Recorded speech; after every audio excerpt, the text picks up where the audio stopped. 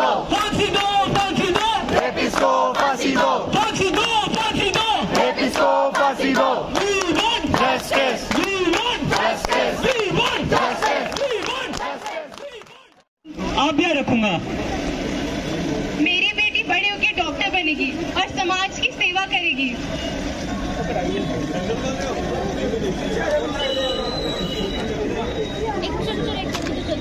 दृश्य नंबर 2, बेटी बड़ी हो रही है। बेटी अपने माँ बाप के सपने पूरे करने की तरफ अपना पहला कदम बढ़ाती हो।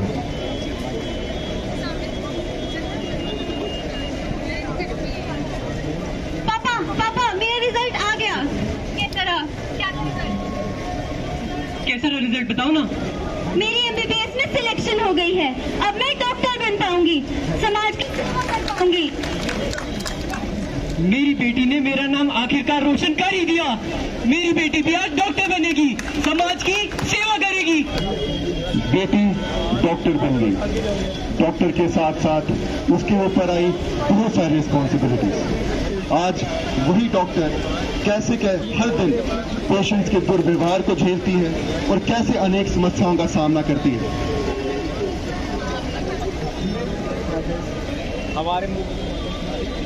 अरे डॉक्टर साहब जल्दी चलिए, मेरा पेशेंट बेहोश हो गया है। ऐसा कैसे डॉक्टर साहब, मेरे साथ चलिए, मैं MLA की जान पहचान का हूँ। नहीं डॉक्टर साहब मेरे साथ।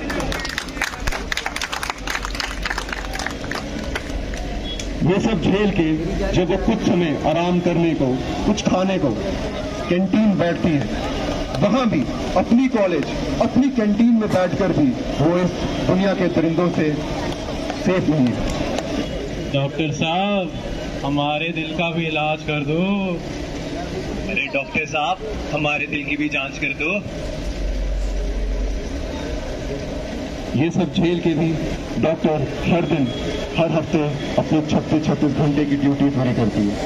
और जब वो 36 घंटे की ड्यूटी पूरी करके अपने पेशेंट्स की सेवा करके, पेशेंट्स की बातें सुनकर, पेशेंट्स के ताने सुनकर जब वो कुछ देर सोने, आराम करने जाती है, तो उसके साथ ये सब होता है।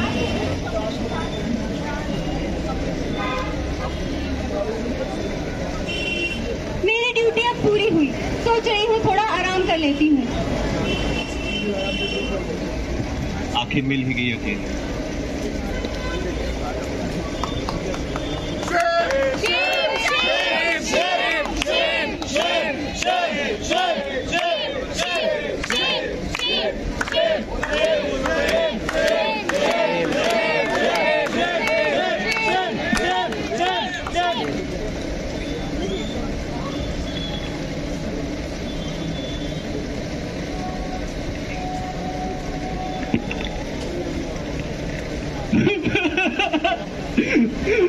ये क्या कर दिया मेरी बेटी के साथ?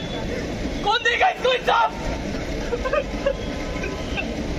इतने के लिए बड़ा किया था मैंने इसको। कोई न्याय नहीं देगा मेरी बेटी को।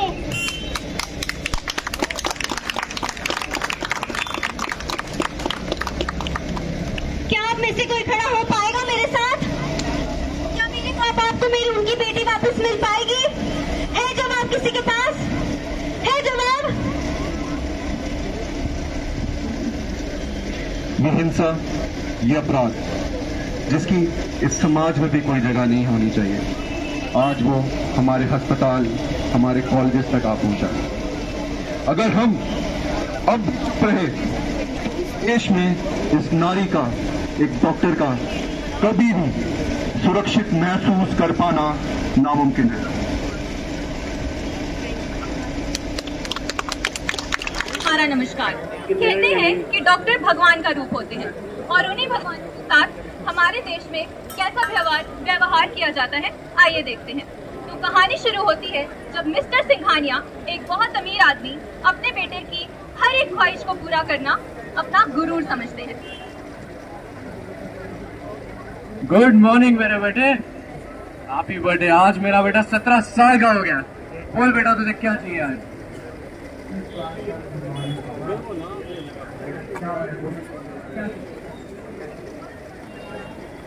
बाबा, इसकी बात भी आपने बस एक आइकॉन मिला दिया था।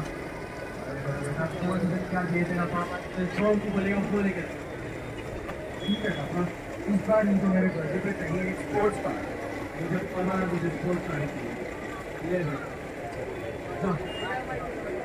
थैंक्स पापा इसका डर था क्योंकि दुर्घटना जब घटती है तो अमीरी या गरीबी देखकर नहीं घटती। पैसे और सत्ता के नशे में धुत वो बेटा गाड़ी इतनी तेज चलाता है जैसे ना अपनी फिक्र हो ना किसी और की, और नतीजा उसका एक्सीडेंट, और फिर आता है कॉल उसके बाद। हेलो हाँ जी मेरा ही बेटा क्या एक्सीडेंट ठीक है मैं आ रहा हूँ क्या हुआ भाई यार बेटे का एक्सीडेंट हो गया चल हॉस्पिटल चल चल चल चल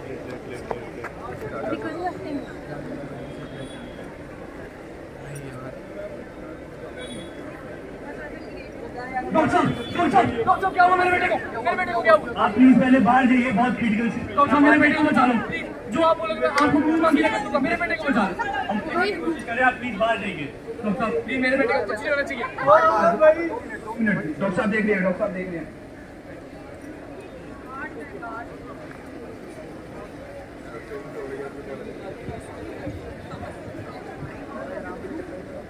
संघर्ष बहुत बड़ा था उस डॉक्टर के लिए भी और उस बात के लिए भी जो अपने बेटे के लिए हॉस्पिटल तक दौड़ा चला आया। बस फर्क सिर्फ इतना था कि डॉक्टर अपने कोट पसीने की मेहनत से एड़ी चोटी का जोर लगाकर पेशेंट को ठीक करने के हर वो प्रयास कर रहा था जो मुमकिन था।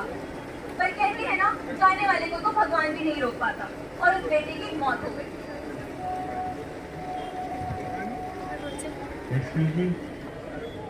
डॉक्टर मेरा बेटा कैसा है? हम आपके पेशेंट को नहीं बचा पाए। क्या मतलब नहीं बचा पाया? क्या मतलब नहीं बचा पाया? क्या तू तो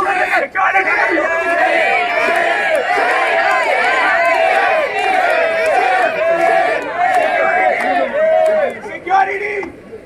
No safety! No duty! No safety! No duty! No safety! No duty!